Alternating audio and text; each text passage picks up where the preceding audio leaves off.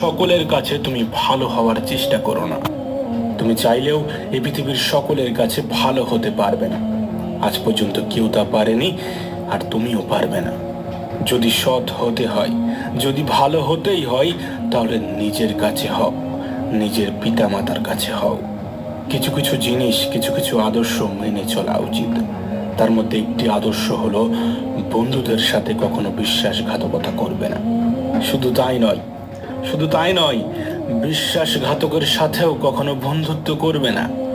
নিজের মধ্যে একটা জিনিস থাকা খুবই প্রয়োজন, খুবই জরুরি, আর তা হলো সৎ সাহস। যদি ভুলকে ভুল এবং ঠিককে ঠিক বলার সাহস তোমার মধ্যে না থাকে, তাহলে তোমার মধ্যে সৎ সাহস এবং ক্ষমতা কোনোটাই নেই। তোমার সাথে তোমার রবের সম্পর্ক সব থেকে বেশি গভীর হওয়া উচিত। এই পৃথিবীতে এমন একটা সম্পর্ক থাকা অত্যন্ত জরুরি, যার সাথে আমাদের মনের দুঃখ, কষ্ট, অভিযোগ